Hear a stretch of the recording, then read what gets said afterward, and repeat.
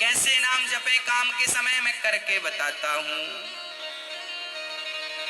कैसे करना चाहिए? सबसे पहले जब हम सोकर उठें तो हमें क्या करना चाहिए? हम पहले तो ये निश्चित करें कि हमें उठना कब है। हमें कब उठना चाहिए? सूर्योदय के पहले। सूर्य उदय के पहले जो लोग उठ जाते हैं, जिस घर के लोग उठते हैं, कहते हैं सूर्य उदय के पहले आपके घर में झाड़ू लग जाए, आपका मेन गेट खुल जाए, खिड़कियां खुल जाएं और सूर्य का पहला प्रकाश यदि आपके घर पे आया, तब तो आपके घर में सुख शांति और समृद्धि की कभी कमी हो नहीं सकती। जीवन में दुख वो लोग पाते हैं जिनके 7 बज गए, सूर्य भगवान आ गए, अभी तक दरवाजा नहीं खुले, खिड़कियां नहीं खुली, सो रहे हैं, राक्षस राज अभी सो रहे हैं। 7 बज गए, सूर्य भगवान सिर पे चढ़ रहे हैं, अभी तक आप सो रहे हैं। क्या ये हमारी सभ्यता, हमारा संस्कार है? ना, हमारे संस्कार हैं जब हम छोटे थे ना, ये दास अपनी बात कर रहा है, जब हम 10 वर्ष के थे तब हम मंदिर में पूजा करते थे। हम मंदिर में, हमारे पिताजी मंदिर में पुजारी थे, एक मंदिर की पूजा करते थे। तो हम जब 10 साल के थे तब हम 4 बजे स्नान करके, 5 बजे पूजा खत्म करके और 5 से 6 बजे तक में सुंदर कांड का रोज पाठ करते थे, हनुमान चालीसा का रोज पाठ करते थे, रोज पाठ करते थे। 6 बजे, सवेरे 6 बजे मंदिर की पूजा और पाठ करके बाहर आ जाते थे अपने काम के लिए, और 6 बजे बाहर आकर गाय के लिए घास लेने के लिए खेत चले जाते थे। चारा काट करके गाय को खिलाते थे, फिर नाश्ता करते थे, फिर रोटियां, नाश्ते में रोटी और अचार खाते थे। हाँ, कभी गुड़ भी खा लेते थे रोटी के साथ। ये दिनचर्या थी।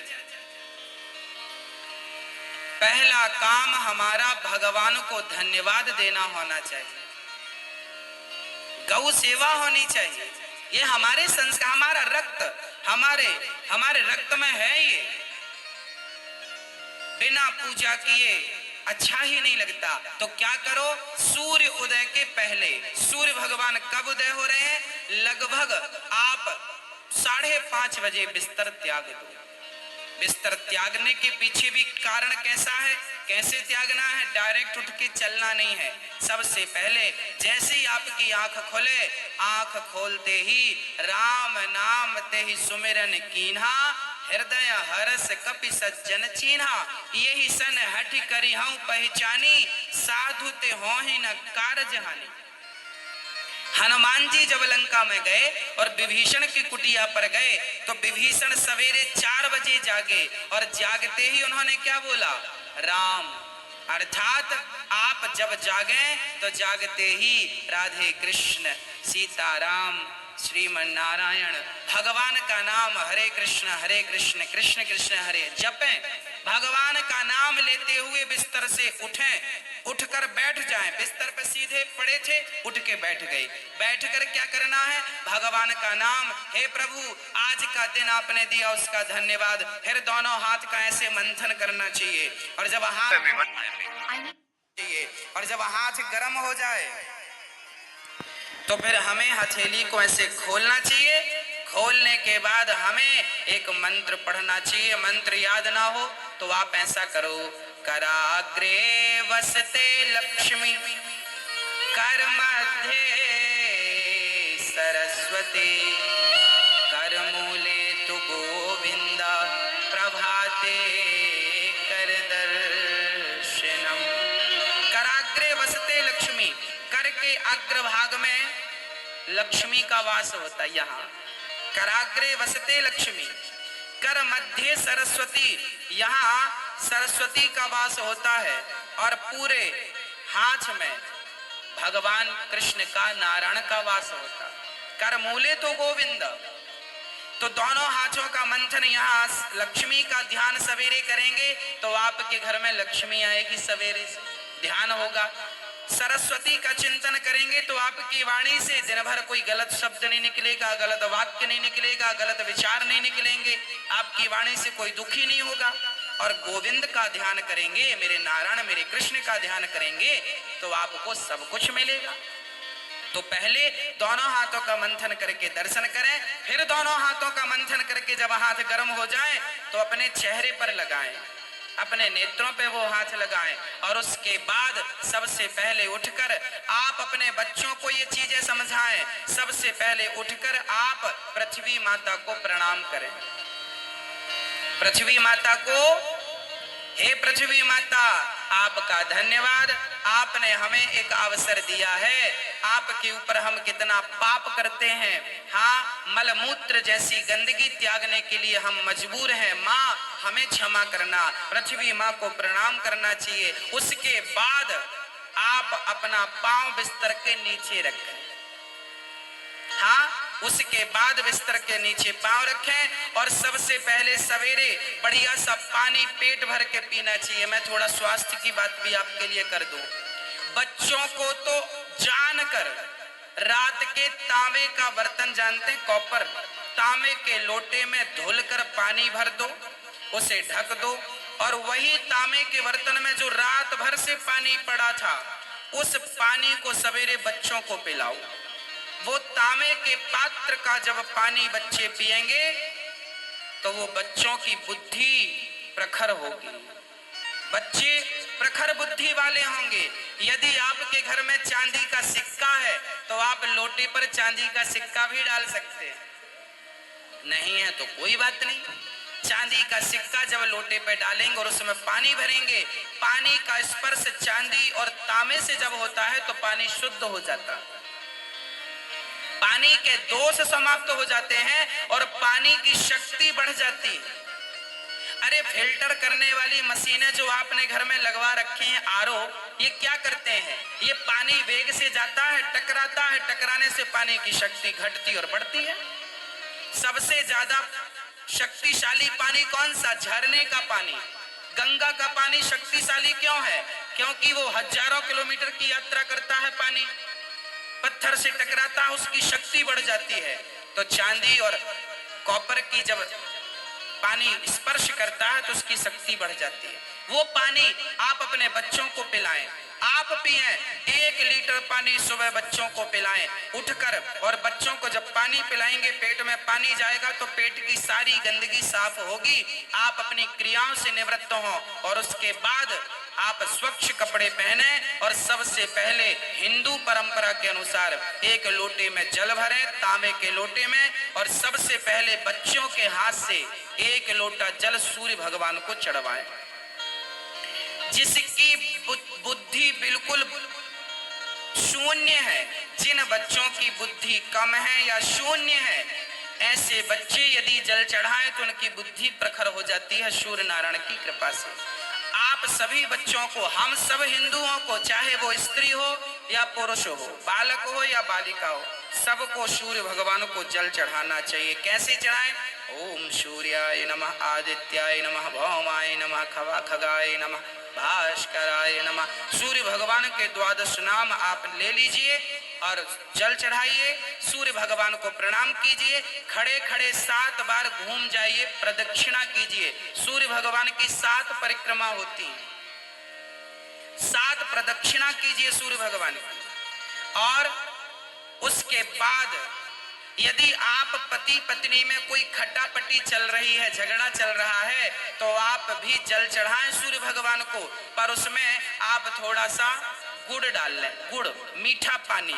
जब मीठा जल चढ़ाएंगे सूर्य भगवान को तो आपके रिश्तों में मिठास बनी रहेगी। और मैं आपको बता दूं कि आप अपने बच्चों को जो जल चढ़वाएं वो सादा जल ना चढ़वाएं, उसमें थोड़ी कुमकुम डाल लो, रोली लाल कर लो पानी को, लाल पानी सूर्य भगवान को चढ़ाओ, रंगीन पानी सूर्य भगवान को, या चंदन घिस के डाल लो, एक केसर का पत्ता डाल लो, ऐसा रंगीन पानी। नाना प्रकार के भक्ति के रंग, प्रेम के रंग ज्ञान के रंग चढ़ेंगे। हाँ, तो सूर्य भगवान को प्रणाम करो। उसके बाद आप अपने घर से जो आपके मंदिर हैं घर पे, ठाकुर जी को बढ़िया पूजन करो। एक थाली साफ करो, थाली में बढ़िया सा एक स्टार बनाओ, चंदन का स्टार बनाओ, चंदन से स्टार बनाओ।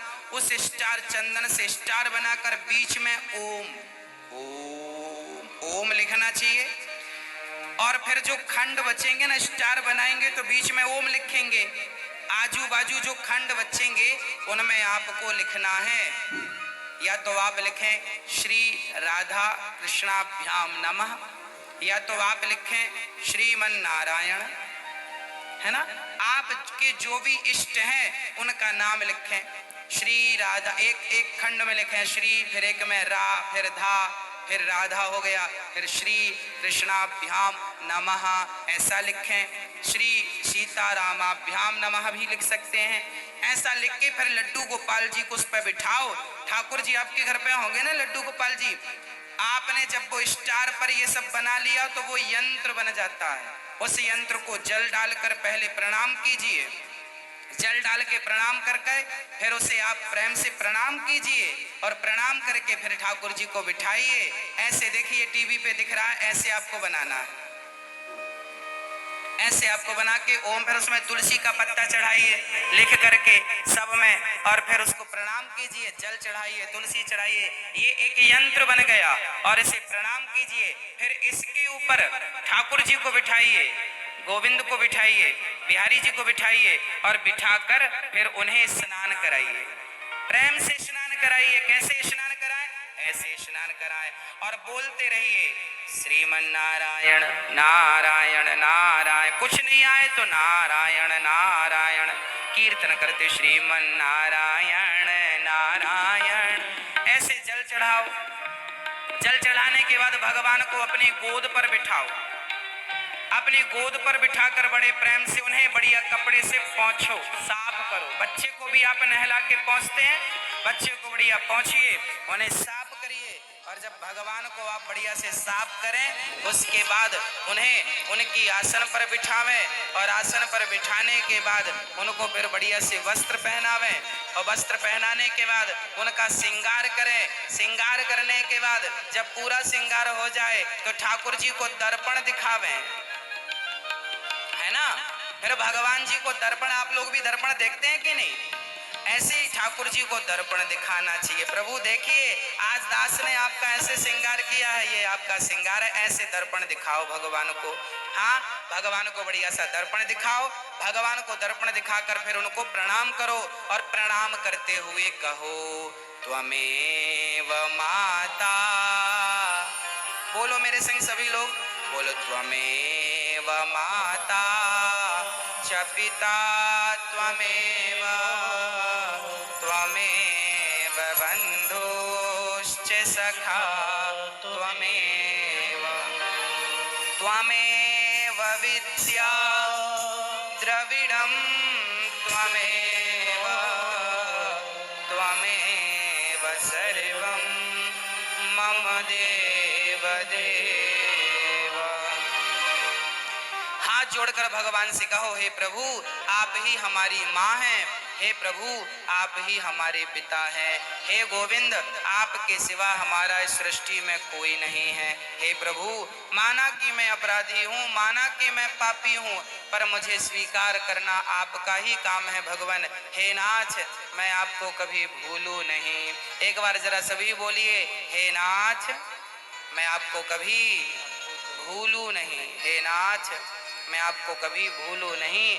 हे प्रभु मैं सदा आपका स्मरण करता रहूं, सदा आपका चिंतन करता रहूं। हे नाथ मैं आपको कभी भूलूं नहीं। ऐसी हमें प्रार्थना करनी चाहिए, भगवान को प्रणाम करना चाहिए, बढ़िया सी आरती उतारनी चाहिए, बढ़िया सा भोग लगाना चाहिए, और बढ़िया आरती उतार कर देखो भोग भगवान को, कई लोग ना भोग ऐसी रख देते हैं, ऐसे नहीं, भगवान को एक एक तोड़ करके जैसे हम बच्चों को खिलाते वैसे हमें खिलाना चाहिए, भोग ऐसे लगाना चाहिए। खिलाओ 5 बार, कम से कम 5 कौर तो खिलाओ, खिलाओ भगवान को।